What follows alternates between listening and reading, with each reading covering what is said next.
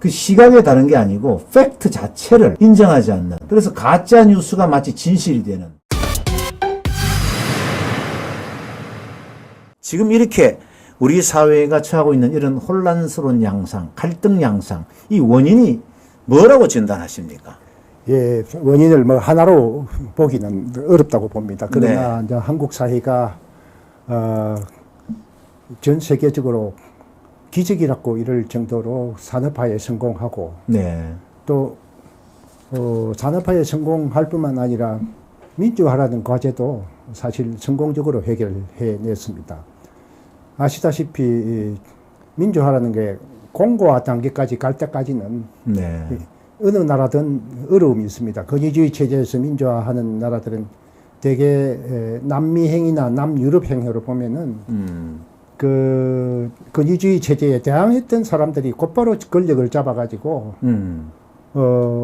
민주화를 하면서 권위주의 체편에 섰던 사람들을 일거에 청산하는 스타일로 나가서 다시 반동이 일어나가지고 극단적인 반동으로 인해서 정치 불안이 항구화되는 경우가 많았습니다.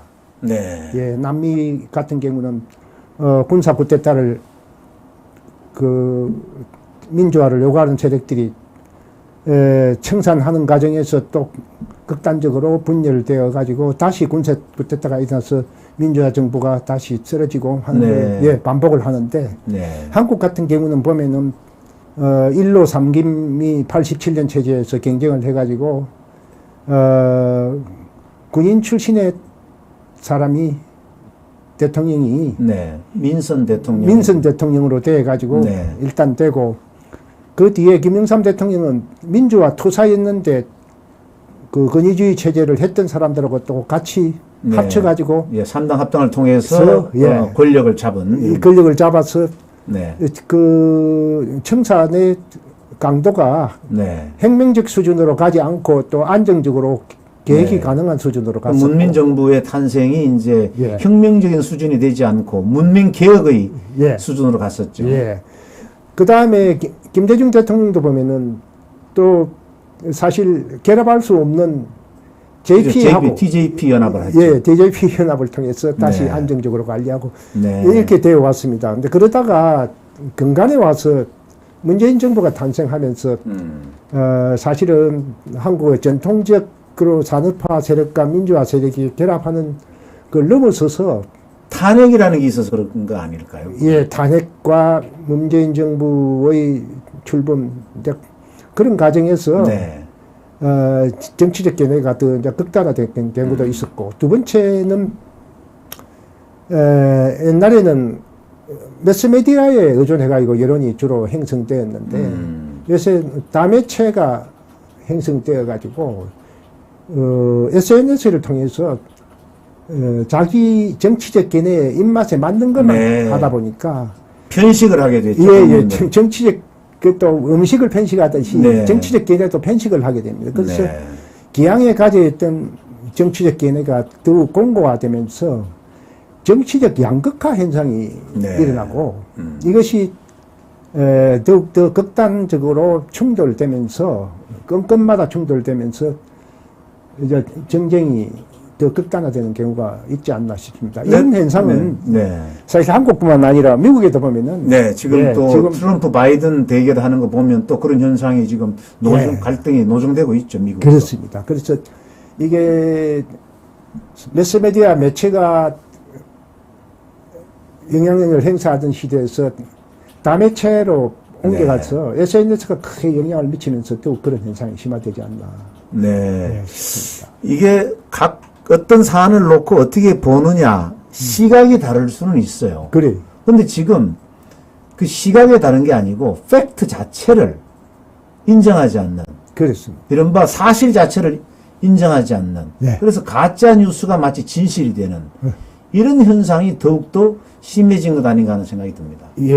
그래서 본인이 믿고 싶은 것만 믿고 본인이 믿고 싶은 걸만 주장을 하게 되고 뭐 그리 하다 보니까 또 SNS의 가장 큰 폐해 중에 하나가 사실 가짜 뉴스를 진짜처럼 만들어내는 능력이 생겼다 그 말입니다. 그럼요. 예. 요즘 페이크 뉴스에 또 AI까지 등장을 해서 예. 음성 조작 뭐 이런 것까지 사진 가능한, 조작. 네, 사진 조작 이런 게 예, 가능하니까. 그래서 근데 이렇게 되다 보니까 사실은 문명의 얘기가 네. 우리 문명의 수준을 높이는데 이용되는 것이 아니라 오히려 퇴화시키는데 기여하는 그런 꼴이 되었습니다. 그래서 네.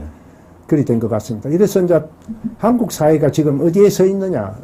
우리 선 부회장께서 정치적 양극화를 비롯해서 극단화되고 있는 이런 걸 말씀하셨는데 이것이야말로 한국 사회가 대분열 네. 상태에 있다. 그렇게 보시면 될 것 같습니다. 두 번째 한국 사회가 어디에 서 있느냐 하는 네. 걸 봤을 때 가장 큰 문제는 산업화에 성공하고 또 민주주의 공고화에도 여야 간의 정권 교체가 자연스럽게 일어나고 하면서 하긴 했습니다만도 제가 보기로는 한국 사회 근본인 능력들이 지금 퇴화를 하고 있습니다. 아, 국가가 가지고 있는 경쟁력. 경쟁력. 네, 이 능력이 퇴화하고 있다. 예. 네. 예를 들어서 경제 잠재 성장률이 지속적으로 떨어지고 그렇죠. 네. 예. 그다음에 옛날에는 뭐 한참 경제 기적할 때는 뭐 10% 넘게 그렇죠. 예, 성장하다가 그 중간에는 뭐 5, 6% 하다가 지금은 1, 2%로 1-2%, 예, 예. 되고 있습니다.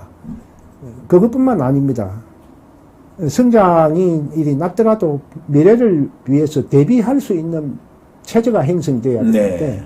미래를 대비하는 능력이 없습니다. 지금 우리는 어찌 보면은 농업 시대에서 산업화 시대로 전환했을 때 그 럭다이트 운동이라고 해가지고 공장을 두드러 부수는 운동이 네. 일어났을 때 당황했던 농부들만큼이나 당황할 만큼 정말 데이터 산업과 AI와 로봇 이런 것들이 발전해가지고 결합되어서 일이 없는 사회로 맞습니다. 예, 진전되고 있습니다. 문명의 대전환, 문명의 성격 자체가 달라지는 이런 시대이기 때문에 이런 시대를 어떻게 관리할 거냐 하는 근본적인 물음을 해야 될 텐데 네. 그런 물음이 사라지고 있습니다. 아. 그래서 그런 물음을 가지고 있어야 네. 국가의 대혁신이 가능합니다. 지금 필요한 거는 국민의 정신적인 걸 흐트러진 걸 통합하는 네. 대화합이 필요하고 네. 그 다음에 시대의 진운에 뒤떨어지는 낡은 시스템을 고쳐야 하는 대계획이 필요한 시점입니다. 네. 그거는 그런 두 가지 과정. 하나는 정신적 토대를 마련하고 하나는 네. 물적 토대를 마련해야 네. 대도약이 가능합니다. 네. 그래서 저는 옛날부터 한국 사회가 제대로 가려면은 대계획, 네. 대화합, 대도약이 필요한 다 하는 생각을 하고 있었습니다. 네. 그러니까 현재의 한국 사회가 갖고 있는 문제점을 두 가지. 정신적인 갈등 양상 하나. 예. 두 번째는 경쟁력의 지속적인 약화. 예. 이런 데 대한 준비가 부족한 상황. 이런 두 가지를 예. 이제 현재 상황을 진단해 주셨는데 그 하위 개념으로 뭐가 많습니다. 뭐 저출산, 고령화 여러 가지 문제가 많지만 크게 보면 예. 정신적인 문제는 우리 국민들 사이의 갈등이 너무 심해져 있는 그렇습니다. 그런 상황이고 예. 그다음에 물질적인 부분으로 보면은 여러 가지 사회 변화에 따른 국가 경쟁력 예. 이것이 약화되고 있는 이런 상황 두 가지를 이제 진단을 해 주신 건데 예, 그렇습니다. 네. 제가 아는 유명한 어떤 분이 네. 2018년에 독일에 갔었는데 네, 네.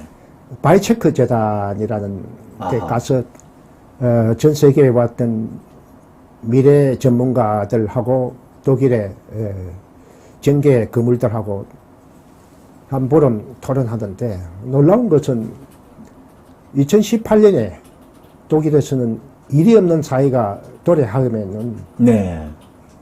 일을 어느 시점까지 어떻게 보충해 줄 건가 보통 사람들한테. 아하. 두 번째, 인간이 수렵 채취 시대 이후로 근본적으로 먹고 사는 문제의 해결의 골머리를 앓다 보니까 열심히 일하고 성실하게 일하는 것을 강조하는 이데올로기를 만들어냈는데 이제 노동 없는 사회가 되고 있는 네, 현실에서 그러니까 그러면 그런 이데올로기 자체를 고쳐야 되겠다 아하. 하는 논의를 하고 있더랍니다. 네. 그러면 한국 사회는 그 시점쯤 돼서는 동학혁명이 어떻고 하면서 과거로 한 100년 이상 우리가 내려갔어요. 네. 미래를 대비하고 미래를 얘기하는 그게 실종된 게 가장 크다고 생각합니다. 네. 우리나라도 미래를 어떻게 대비할 거냐. 네. 지금 잠재 성장률이 떨어졌지만도 신성장 동력을 어떻게 발굴해가지고 할 거냐. 이런 게 국가적인 내셔널 어젠다로 떠올라가지고 할 만하게 네. 토론을 해야 되는데 네. 돈을 얼마나 더 줄 거냐 말 거냐. 예, 이제 그런 것으로. 그리고 한국 사회가 지금 앞으로 더 나아가려면은 무슨 법을 만들어야 되고 무슨 제도적 장치는 만들어야 되고 교육은 어떻게 해야 되고 문화는 네. 어떻게 바꿔야 되는가 뭐 이런 것들을 인재 양성은 어떻게 해야 되는가 투자는 네. 어떻게 해야 되는가 이런 것들에 디테일한 디자인이 필요한 시점이 아닌가 생각됩니다. 네. 그러니까 지금 이제 현 정부나 또는 여야 정치권이 사실은 국가의 미래를 놓고 예, 고민하고 서로 또 국가적 어젠다를 갖다 놓고 서로 치열한 경쟁을 해야 되는데 지금은 지역 말단적인 문제, 예, 말꼬리 잡기 예. 이런 거 가지고 서로 싸우고 특검을 하니 안 하니 뭐 25만 원을 주니 안 주니 가장 아주 표피적인 문제, 예. 작은 문제에 집착을 하다 보니까 우리 국가 전체에 대한 미래를 바라보는 시각이 우리 국민들 사이에서도 사라지고 예. 여야 정치권이 이걸 치열하게 논쟁을 해줘야 국민들도 관심을 갖는데 그렇습니다. 너무 얄팍해지고 천박해진 거 아닌가 그런 아쉬움이 있어요.